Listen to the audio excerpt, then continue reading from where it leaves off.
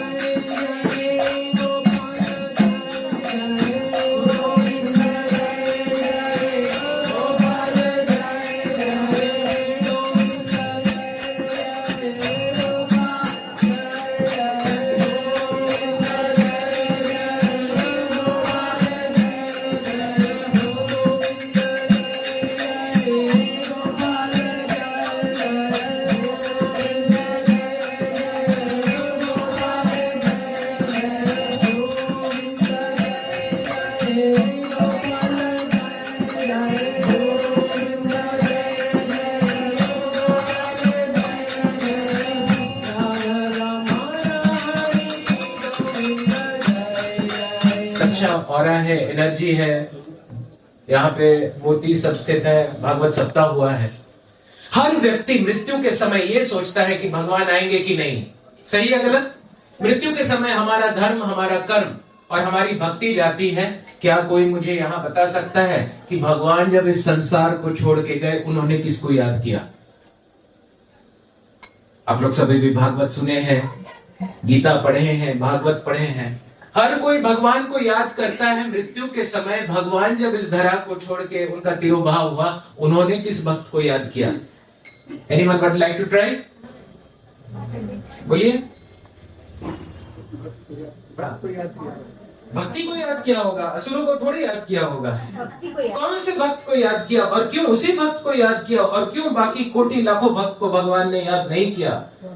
यादव लोग को बहुत घमंड हो गया था और एक सांब की इससे आपस में भगवान ने अपने फैमिली को लगा दिया। शास्त्र में कहा गया है कि जिस तरीके से दो पत्तों के लगने से, घर्षण से दावा न लग जाती है, यादवों ने वारुणी पिया और उसके बाद आपस में एक दूसरे को कुवाक्य बोलने लगे और उसके बाद लड़ाई झगड़ा, एक दूसरे को मार के द्वारकापुरी खत्म हो गई। भगवान को फर्क नहीं पड़ा, उनको तो अपना पास्ट टाइम्स को खत्म करना था और आगे जाना था। लेकिन भगवान ने केवल दो भक्तों को याद किया। कोई बता सकता है कौन थे वो? परम भक्त, भगवान के बहुत ही प्रेमी। गेस कीजिए ना, भगवान के भक्त कौन है? महाभारत रामायण याद कीजिए। विदुर जी को। एक आंसर है विदुर जी। प्रभु जी के लिए 3 बार ताली बजाइए। विदुर जी पिछले जन्म में कौन थे? बिल्कुल सही। भूपति प्रभु के लिए 3 बार धर्मराज थे। धर्मराज कौन है? महाजन है। और क्यों वो आए थे विदुर जी बन के भगवान के साथ? कौन से ऋषि का श्राप लगा था उनको? पांडव ऋषि। अब मैं आपसे पूछता हूं कि विदुर जी में क्या खास बात था कि उस टाइम पे भगवान ने एक और शुद्ध भक्त को बोला कि विदुर जी को बोलना कि मैत्रेय मुनि से जाके वो पूरा भागवत सुने। आप लोग बताइए क्या खास था विदुर में कि भगवान ने, प्रभुपाद जी जब इस संसार को छोड़ रहे थे, उन्होंने एक भक्त को याद किया था जिनका नाम था जॉर्ज हैरिसन। उन्होंने भक्ति वेदांत मैनर और बहुत सारा मेहनत करके प्रभुपाद को हेल्प किया था और उनका जो टेप्स था ऑल ओवर वो बहुत हेल्पफुल था। तो प्रभुपाद जी ने अपना अंगूठी खोला और जॉर्ज हैरिसन को दे दिया। अगर एक शुद्ध भक्त किसी को याद करता है मृत्यु के समय तो समझिए उसका भी बेड़ा पार हो जाता। और भगवान अगर किसी को याद कर लिए, हरे कृष्णा, सब कोई भगवान को याद करते और भगवान जाने के समय उनको याद किए। तो दूसरा भक्त का नाम अभी तक आप लोग नहीं बता रहे हैं। लीजिए उद्धव जी। जोर से ताली बजाइए प्रभु जी के ऊपर। यहाँ हरि बोल। सबसे वरिष्ठ वैष्णव उन्होंने बोला उद्धव जी। उद्धव जी का क्या खास बात था? हमारे जीवन में भी अलग अलग लोगों का अलग अलग लेवल है। किसी किसी को इस हॉस्टल के दीवार के बाहर से ही गुड मॉर्निंग गुड इवनिंग हो जाता है, किसी किसी को तो कुएं तक आने दिया जाएगा, और किसी किसी को ड्राइंग रूम, लिविंग रूम। लेकिन कोई आपके बिस्तर और बेडरूम में बैठ के बात कर रहा है तो वो आपका अपना आदमी है। सही है गलत? उद्धव जी को फ्री एंट्री एग्जिट हर जगह था। भगवान जी रो के भी अपना दिल की बात उद्धव जी से शेयर करते थे। तो भगवान जी ने उद्धव को कैसे, कब और क्यों याद किया, यह मैं आपसे पूछता हूं। जब धरा को वो छोड़ के जा रहे थे, कोई बोलेगा कि इस परम ज्ञानी उद्धव जी के गुरु कौन थे? थोड़ा गेस कीजिए ना। अगर भगवान अपने इतने हाई लेवल के शुद्ध भक्त से कुछ बात कर रहे हैं तो वो सबसे महत्वपूर्ण है। तो उद्धव जी के गुरु जी स्वयं बृहस्पति थे, देवताओं के गुरु। सारे देवों के जो गुरु थे उनसे 1 to 1 उनको मिला था, और परम ज्ञानी थे। तो उद्धव जी का क्या खास बात था कि वो पूरे कृष्ण विरह में रहते थे। और एक दिन कृष्ण ने उद्धव को बोला, मुझे यहाँ मथुरा का खाना और कहीं का खाना भा नहीं रहा है। तो उद्धव जी बोले, आपका भी बड़ा नाटक चलते रहता है, क्यों नहीं भा रहा है आपको? तो भगवान रोने लगे, बोले मुझे गोपियों की याद आ रही है। बोले अरे ऐसा क्या है जो आपको गोपियों की याद आ रही है? हाँ, डिटैचमेंट का पाठ सिखाने लगे। किसको? भगवान को। उद्धव जी अपना ज्ञान का परिचय किसको देने लगे? भगवान को। भगवान भी मंद मंद मुस्काए, बोले इसका घमंड बहुत बढ़ रहा है, जरा इसको हम भक्ति का पाठ सिखाते हैं। तो उन्होंने बोला एक काम करो ना, मुझे गोपियों की बहुत याद आ रही है। उन्होंने एक चिट्ठी लिखा और बोले मेरा ये खत पहुंचा दोगे? तो उद्धव बोले क्या अभी खत आपका पहुंचाना है? बोले अरे पहुंचा दो ना जरा। तो चलिए अभी भगवान को, तो वो उनके स्वामी हुए, तो बोले चलिए हम जाते हैं। और वो सेक्शन आप लोग 10वें स्कंद में पढ़िएगा जहां उद्धव जी जा रहे हैं, बृहस्पति के शिष्य, परम ज्ञानी, देखने में बिल्कुल कृष्ण भगवान की तरह, और गोपियां वहां खड़ी हैं। ऐसा शुद्धि किया गोपियों ने उद्धव जी का। जब उद्धव जी उनको ज्ञान का पाठ पढ़ाने लगे, गोपियों का भाव विह्वलता देख के उद्धव जी ने, अभी तो समय कम है, बोला कि हे वृंदावन, हे गोपियां, इस वृंदावन की एक चरण धूलि बनूं मैं, कि गोपियों का चरण मेरे ऊपर पड़े और उनकी चरण धूलि में मैं नहाऊं, ताकि चैतन्य महाप्रभु बोलते हैं ज्ञान कांड कर्म कांड विषेर भांड। कई बार ज्ञान से घमंड आ जाता है और कई बार अपने डिटैचमेंट से बहुत ज्यादा आसक्ति हो जाती है। इसको उन्होंने बोला ज्ञान कांड कर्म कांड विषेर भांड। भक्त्या माम अभिजानाति, केवल एक भक्त ही मुझको समझ सकता है। लेकिन अब तो उद्धव की पूरी शुद्धि हो गई थी। भगवान जी जा रहे थे तो भगवान जी ने बुला के बोला, उद्धव, सारे यादव चले गए हैं, बाकी सब चले गए हैं, मैं अकेला बैठा हूं और यहां से मैं प्रस्थान कर जाऊंगा गोलोक वृंदावन धाम। आप लोग से मैं क्विज में पूछता हूं, कहां बैठे थे भगवान? इंडिया के कौन से क्षेत्र में? प्रभास से क्षेत्र। प्रभास क्षेत्र कहां है? कौन से स्टेट में है? और उसी प्रभास क्षेत्र में वो पेड़ है जिसके नीचे उस बहेलिया ने भगवान को तीर किया था। आज भी आप जाके दर्शन ले सकते हैं। और बिल्कुल वृंदावन में नहीं है, वो प्रभास क्षेत्र गुजरात राजस्थान एरिया में है। ठीक है ना? राजस्थान का बॉर्डर है। हाँ, वहां आप लोग जाके दर्शन लीजिएगा। और बगल में ही एक मंदिर है जहां आपको 3 लेवल अंडरग्राउंड जाना पड़ेगा, जहां बलराम जी अनंत शेष बन के पृथ्वी की गर्भ में समा गए थे। भगवान ने उद्धव को बुलाया, बोले मेरा अंतिम दर्शन तुमको मिलेगा। सोचिए क्यों? क्योंकि भगवान हंस के बोले कलयुग आने वाला है, किसी में क्षमता नहीं है इस परम ज्ञान और परम भक्ति को अधिकार हो।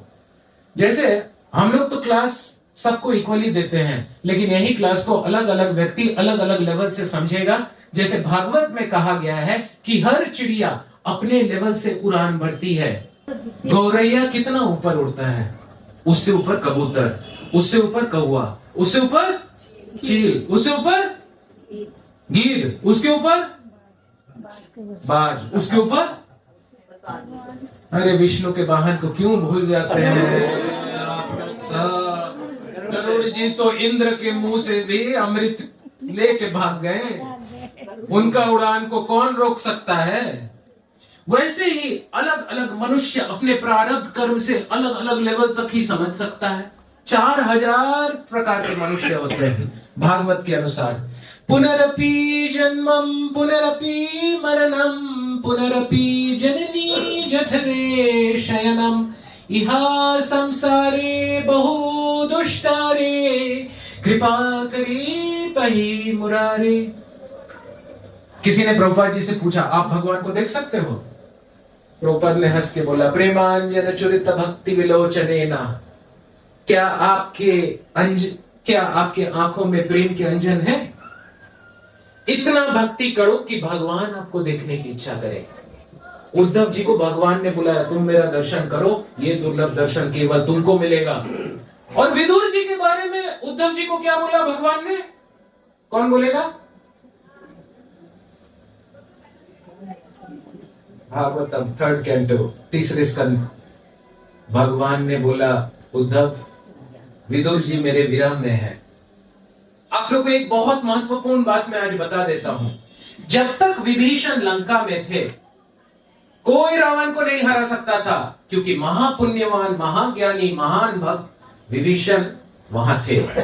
जिस दिन रावण ने सबसे बड़ी मूर्खई की, विभीषण को लात मार के, पुण्यात्मा को लात मार के, वहीं पाप का घड़ा फट चुका था और वहीं सारे बचे खुचे उनकी शिव भक्ति के कर्म खत्म हो गए और बाद में रावण का अंत हो गया।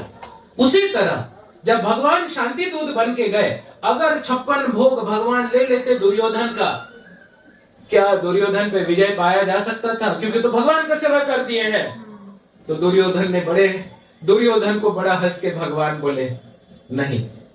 और किसके घर गए लेने? दुर्योधन का भोग न भायो, विदुर घर रूखे साग खायो। क्या था उनके साग में जो दुर्योधन के 56 भोग में नहीं था? प्रेम, है ना? हमारे हृदय में भगवान के लिए कितना प्रेम है, कुछ नहीं कोई बोले। अरे कुछ तो हो, कुछ नहीं क्या होता है, कुछ होना चाहिए। भूपति प्रभु को अच्छा ले लिया, क्षणिक सा है, थोड़ा सा है। और उसमें भी जब कीर्तन करते हैं लोग आपस में, ग्रामों का था ना बोलिबे, ग्रामों का था ना सुनिबे, 24 घंटा में हरे कृष्णा। अमरीश प्रभु इधर आइए। 3 बार हम लोग वेलकम करेंगे अमरीश प्रभु का बोल के, अपने एक्सट्रीम हेक्टिक शेड्यूल से समय निकाल के वो आए, उनको वेलकम करेंगे 3 बार बोल के, हरि बोल हरि बोल हरि बोल। पिछले सप्ताह अपने अपार्टमेंट के उनके घर पे उन्होंने एक बहुत बड़ा प्रोग्राम किया। 200 बेटी प्रभु जी, हाँ, 200 से ज्यादा भक्त लोग आए और नामकुंभ में एक लहर मच गया। हाँ, प्रेम प्रभु भी वही रहते हैं, भूपति प्रभु सब बगल में रहते हैं। इतना सुंदर लहर, और अभी तो बहुत अच्छी तरह से हरि नाम का प्रचार हो रहा है। हर व्यक्ति मृत्यु के समय भगवान को याद करता है। भगवान इस धरा को छोड़ने के समय केवल 2 लोगों को याद किए, विदुर जी और उद्धव। और जैसे कि मैंने बोला कि जब एक पुण्य आत्मा के साथ बुरा व्यवहार होता है, यानी जब विभीषण को लात मारा रावण ने, तुरंत पाप का घड़ा भर गया रावण का और सारा पुण्य खत्म हो गया और रावण मरने के लिए तैयार हो गया। महान शिव भक्त, महाज्ञानी, महापराक्रमी, शिव तांडव स्तोत्रम के रचयिता, जो कैलाश को भी हिला देते थे, जब राम जी कौशल्या माता के पास आए तो कौशल्या ने बोला, राम तुमने रावण को मार दिया। तो राम जी ने बोला, रावण को मैंने नहीं मारा, रावण को मैं अहम ने मारा। कितना सुंदर, मैंने मारा। उसी तरह दुर्योधन भगवान को 56 भोग के लिए बुलाए, लेकिन भगवान ने देखा तक नहीं। हाँ, और हम लोग इस संसार में पूरा उल्टा काम कर रहे हैं। बस दो आत्मो इंद्रियो प्रीतिवांछा, तारे बोले कामा, कृष्ण इंद्रिय प्रीतिवांछा, धोरे प्रेमा नामा। लास्ट में जाते जाते आप लोग से एक फाइनल क्वेश्चन पूछूंगा मैं, विक्रम बेताल वाला क्वेश्चन। प्रेम और मोह में अंतर क्या है? जो सबको बोलता है ना, मैं अपना बेटे को बहुत प्रेम करता हूं, मोह है, प्रेम नहीं है। मैं अपना पति को ऐसा प्रेम करती हूँ जैसे हीर रांझा रोमियो जूलियट, कोई प्रेम नहीं है, मोह है। और पति अगर बोलता है तुम्हारे बिना तो मैं जन्म जन्म जन्म साथ चलना, सब मोह है, छल है, माया है।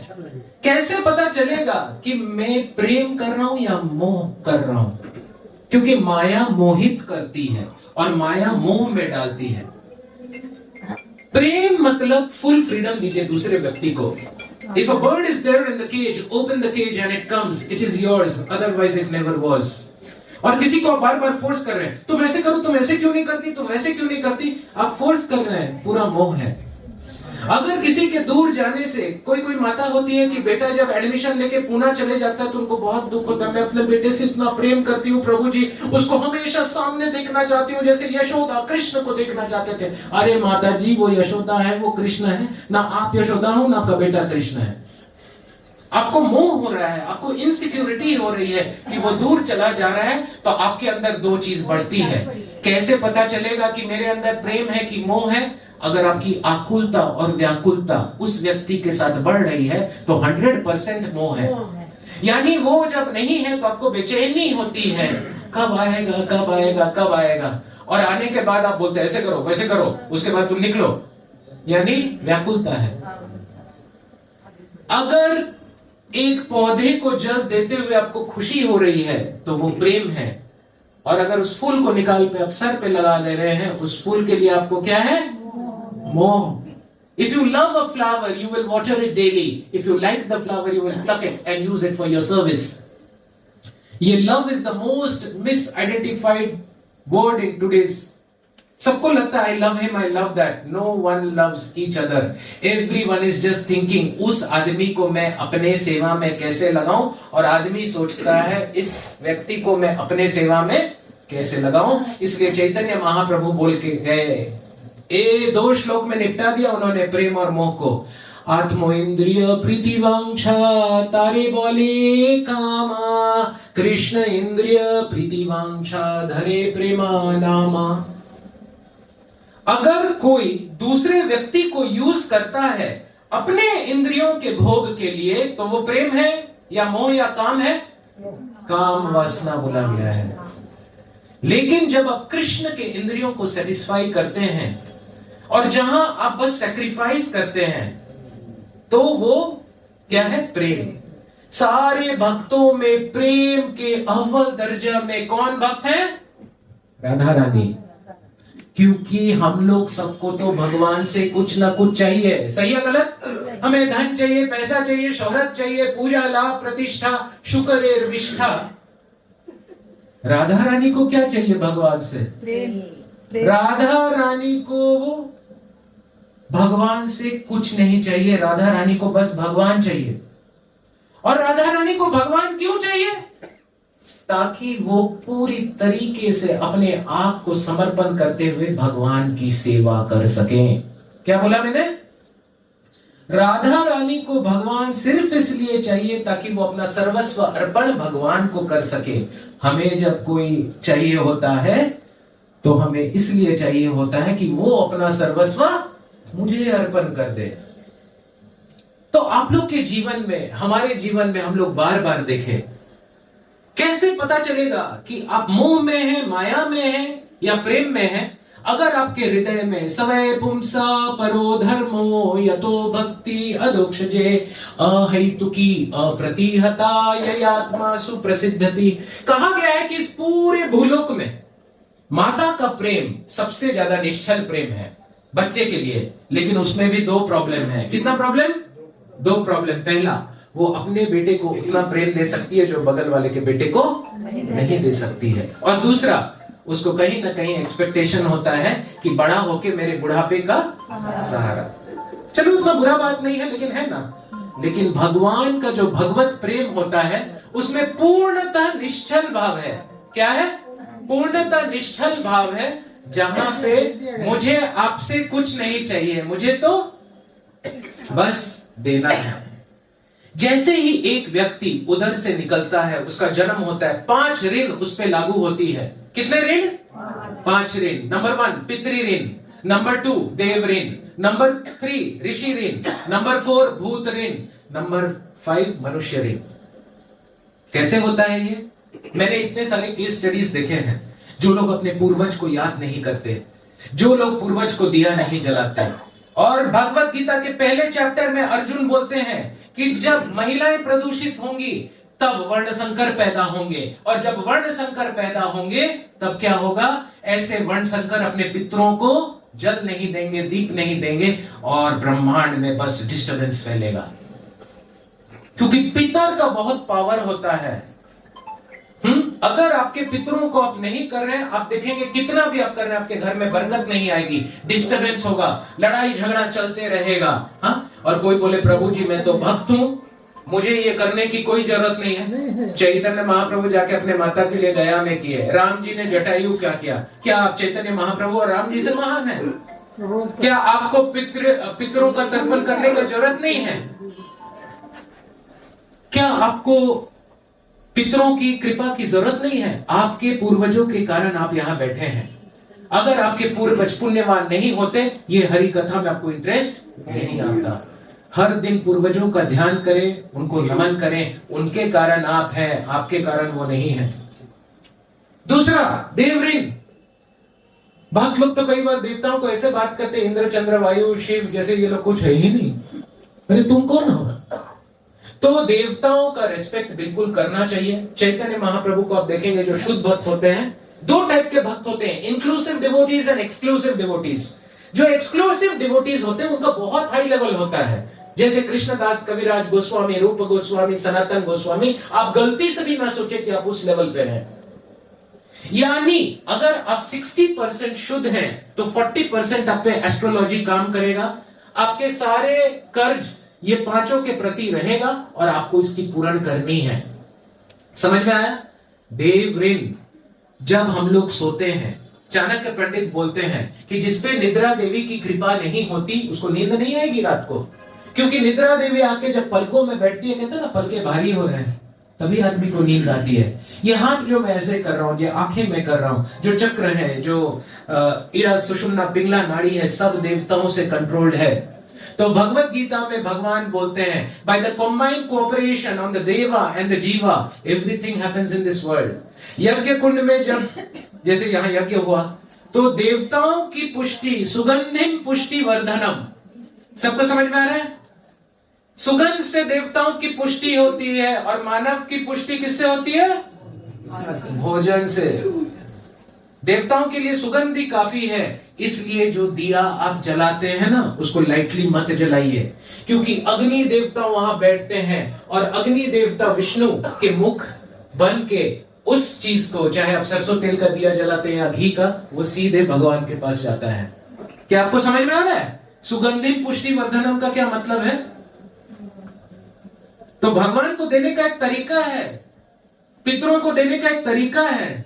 इस रूम में बहुत ध्यान से देखिए, कोई भी ऐसा चीज है जिसको किसी ने बनाया नहीं हो या जिसका किसी का पर्पस नहीं हो, तो क्या मेरा, आपका कोई पर्पस नहीं है इस जीवन में?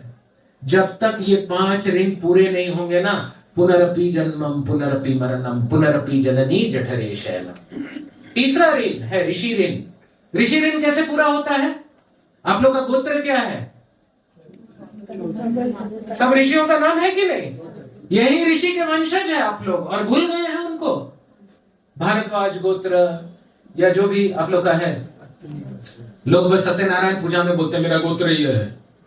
अरे कभी सोचे हो क्या? उन ऋषि को कभी प्रणाम किए हो? कभी उनके बारे में जानने की इच्छा की हो? तो ऋषि ऋण कैसे पूरा होता है? कोई बोल सकता है? शास्त्र अध्ययन करके ऋषि ऋण पूरा होता है, या शास्त्र के बारे में सुन के? मत सोचिए कि प्रोग्राम में आप आए हैं और बड़ा आप लोग का ऋण अभी पूरा हो रहा है क्योंकि आप लोग कृष्ण कथा सुन रहे हैं।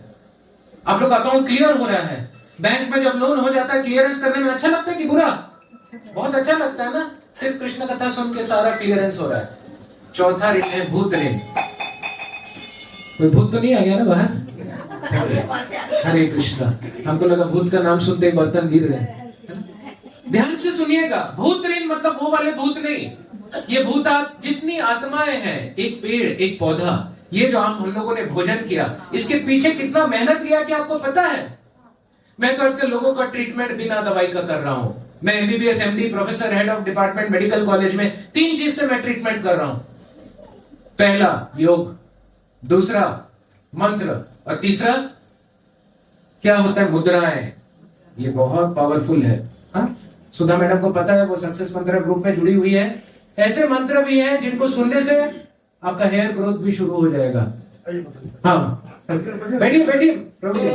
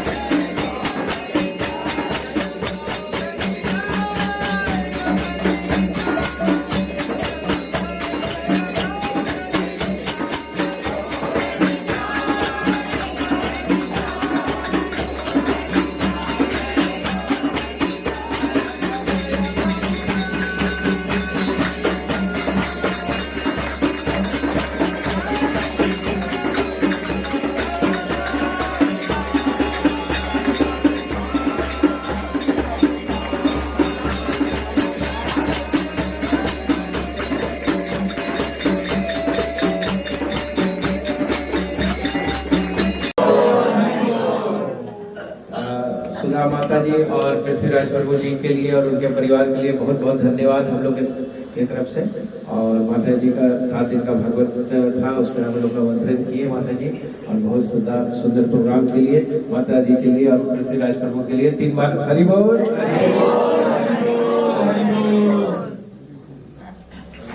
हरे कृष्णा। तो इसी के साथ प्रोग्राम को विराम देते हैं। कुछ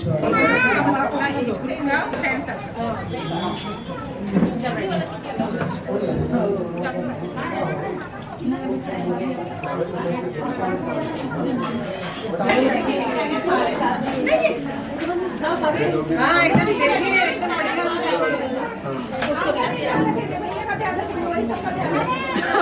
सही बोले आप, सही बोले।